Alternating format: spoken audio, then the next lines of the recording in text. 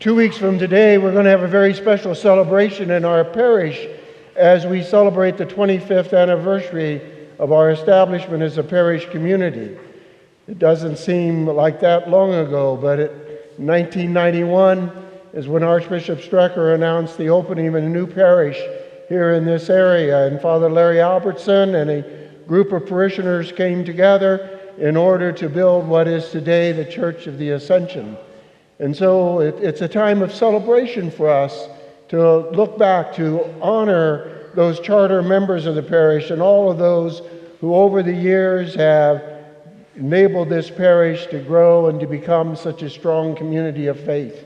And so we really hope that on that May 7th, you'll take that opportunity to truly join in this celebration of who we are in a parish, as a parish. During that day, there's going to be a variety of activities. We hope something that will include everyone within the parish. In the morning and early afternoon from 11 to 2, there's going to be a picnic with inflatables and hamburgers and everything out here on the south parking lot. And then at 4:30, Archbishop Naumann and Archbishop Keller are going to join us for a Mass of Thanksgiving, in which we come together as a community as we begin the celebration of the Feast of the Ascension on that day to celebrate a Mass together. And then there'll be a little meet and greet social down in the parish hall immediately afterwards, kind of a cake and punch deal. But then in the evening, there's going to be a special adult party over at St. Thomas Aquinas.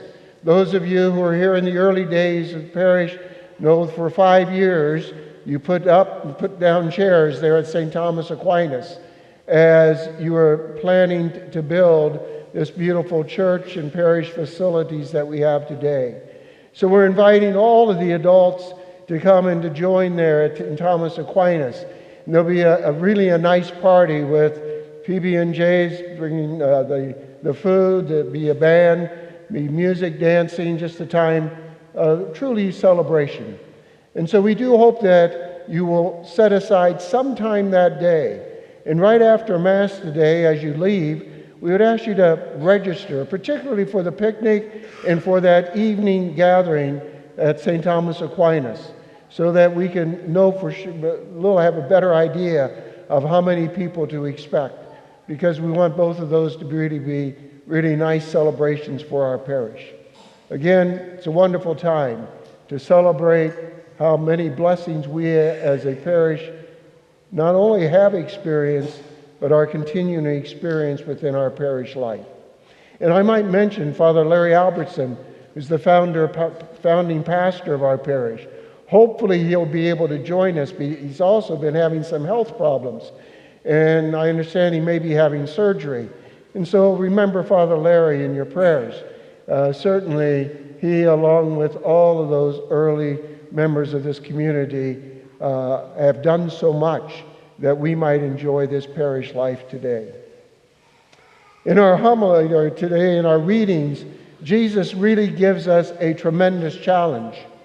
You know, if you ask most people, what are the commandments that Jesus gave us? They would say, well, it's love the Lord your God with all your heart, with all your soul, with all your mind, and to love your neighbor as yourself. Well, Jesus certainly articulated those commandments. And Jesus certainly spoke about the need to truly love God first of all, to love neighbor. But those were not original with Jesus. Both of those come from the Old Testament. The one from the book of Deuteronomy, the other from the book of Leviticus. And Jesus did join them together in saying that our love of neighbor, love of God, must be intertwined with each other. But the new commandment that Jesus gave is the one that we heard this evening, when at the Last Supper, Jesus says, "A new commandment I give you. Love one another as I have loved you." Love one another as I have loved you. That's the radical commandment that Jesus gives us, that he gives us a new standard for love. It's not just love your neighbor as yourself, but love as I have loved you. And the example of love that Jesus gives us is certainly a self-sacrificing love. It is a love that goes beyond just treating the other person with kindness or respect. It's truly self-giving, self-sacrificing. And it's only that type of love that truly brings success and fulfillment, and yes, even true joy to our lives. To love in the Spirit of Jesus, to love in a self-giving way, seeking the good of the other, yes, being willing to sacrifice for the good of the other in the mutuality of life. In a very special way, this is brought home by our Holy Father in his recent apostolic exhortation called The Joy of Love. It's a beautiful reflection upon the call to marriage and family life. And in many ways, it presents the ideal of what married life is called to be, but it's also done from a perspective that is very real and very human. It's a very realistic approach, recognizing the challenges as well as the opportunities within marriage and family. It's important that this exhortation is called the joy of love. It doesn't say the pleasure of love or even the happiness of love, but truly the joy of love. Joy speaks to something much deeper than certainly pleasure or even just personal happiness. Joy speaks to a deeper, abiding sense of wholeness, a abiding sense of peace, a true depth of happiness within our hearts and lives. And that really is the purpose. That's the orientation. That's the desire of married love. That it truly be an experience of joy. But we all know that it's not the easiest way to achieve that. It's not always an easy path. There's challenges that almost any couple would have within married life, within family life, because there's always a give and take. In one particular passage, the Holy Father says, "No perfect marriage or family has ever descended down from heaven." How true that is. Perfect families don't exist. My family was certainly not perfect, and I doubt that your family is perfect. We all deal with our imperfections. We all deal with our limitations.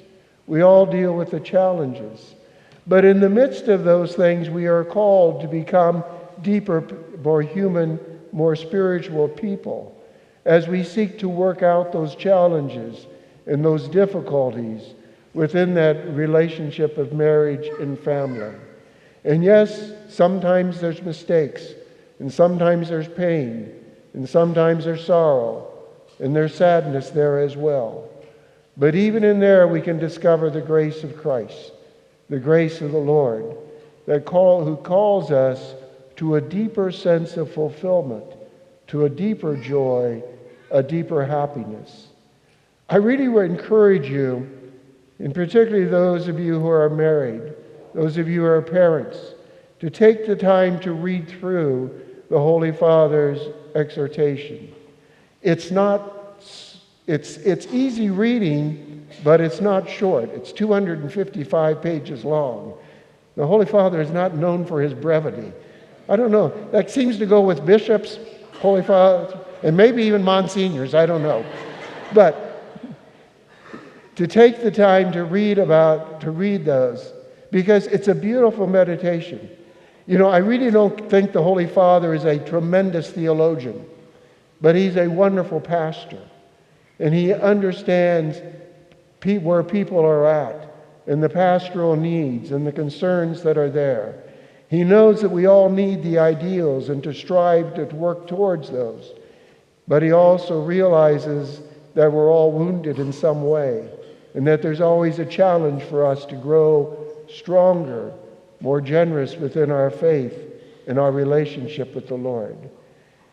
I'm going to try to figure out some ways in which we might share this with you, whether it's weekly in the bulletin of excerpts from that, or maybe a study group on this particular document. or just to do it personally yourselves, but to take time to think about truly the joy of love and that commandment that Jesus gives to each and every one of us, no matter what our state in life. The new commandment I give you, Jesus says, love one another as I have loved you.